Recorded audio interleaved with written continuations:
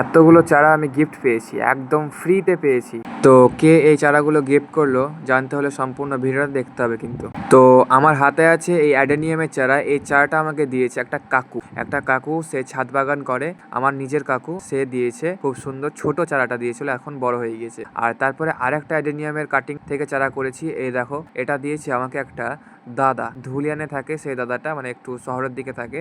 তো সেই দাদা অ্যাডেনিয়াম বা গাছ পছন্দ করে, তো সে আমাকে কাটিং করে এই গাছটা দিয়েছে। এই কাটিংটা তো একদম পাতলা ছিল, আর এই গ্রো ব্যাগে বসানোর পরে দেখো কত মোটা হয়েছে। আস্তে আস্তে কডেক্সটা মোটা হয়ে যাবে এবং প্রুনিং করতে হবে। তারপর আছে আমার একটা কাটা মুকুটের গাছ, যেটার চারা তৈরি করা তোমাদের দেখিয়েছি। এই দেখো কত সুন্দরভাবে গ্রো হয়েছে এবং শাখা প্রশাখা ছেড়েছে। এটা আমি চুরি করে এনেছি, চুরি নয়, মানে একজনের ছাদ থেকে না বলেই নিয়ে চলে এসেছি।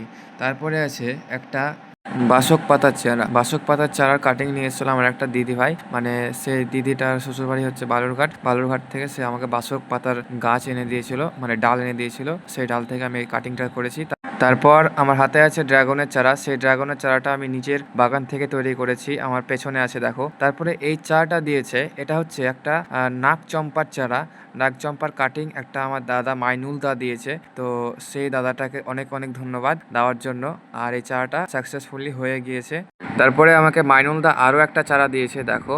এটা হচ্ছে একটা ডাবল প্যাটাল ধুতুরা। সেই ধুতুরা চারাটা আমাকে দিয়েছে, ছোট দিয়েছিল, আস্তে আস্তে বড় হয়ে গিয়েছে। তারপরে দেখো আরও একটা চারা, এই চারাটাও মাইনুলদা দিয়েছে, দেখো।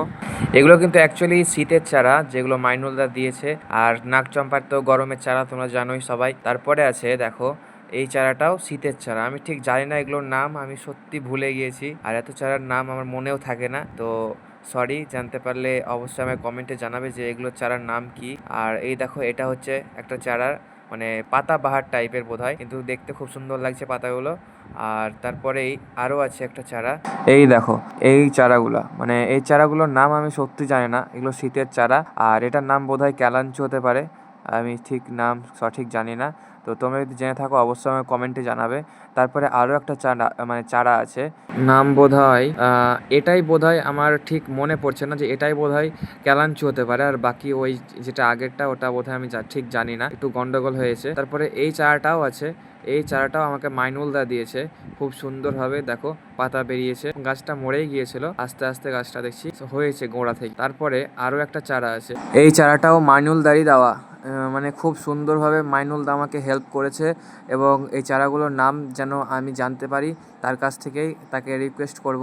আর এই দুটো দেখো সেম একদম, তো জানাবে এই দুটোর নাম কি একই না আলাদা। তো আর একটা আছে, এটা আমার মামি দিয়েছে, মামির বাড়ি থেকে নিয়ে এসেছে, মানে মামার বাড়ি থেকে নিয়ে এসেছে এই চারাটা। এটা হচ্ছে স্নেক প্ল্যান্টের চারা।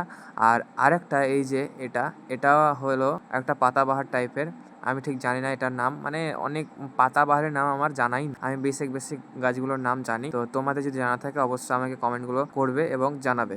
তারপর আছে আরও একটা পাতা, মানে পাতাবাহার টাইপের গাছ, এটা হচ্ছে কালারফুল কচুর পাতা। তো দেখো কত সুন্দর পাতাগুলো লাগছে, আর আমাকে সত্যি খুব সুন্দর লেগেছে। এটাও মামার বাড়ি থেকে নিয়ে আসা, মামি দিয়েছে। তো কালারটা কেমন লাগছে তোমরা জানাবে। আর সবশেষে আমি গাছগুলো দেখছি আর অবাক যাচ্ছি, মানে এত সুন্দর এবং এত কালারফুল গাছ, আর এত নতুন নতুন আইটেমের গাছ, যেটা আমি নিজেও জানি না। তো আমি এই গাছগুলো পেয়ে সত্যি খুব আপ্লুত হয়েছি, এবং যাদের জন্য পেয়েছি তাদেরকে অসংখ্য ধন্যবাদ।